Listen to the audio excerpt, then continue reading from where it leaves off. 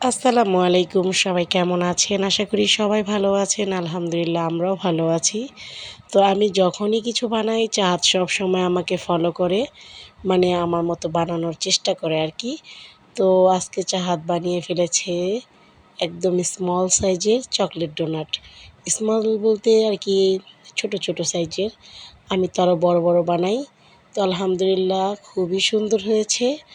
সে সবসময় নতুন কিছু করার চেষ্টা করে আর ইনশাল্লাহ পারফেক্টলি সেটা করে ফেলে। আমি সবসময় তাকে উৎসাহ দিই নতুন কিছু করার জন্য, কারণ বাচ্চাদেরকে আপনারা যতই উৎসাহ দেবেন সে ততই নতুন কিছু করতে চেষ্টা করবে। মানে সে যেই রকমই বানাক আপনারা খেয়ে শুধু তাদেরকে উৎসাহ দেবেন ভালো হয়েছে।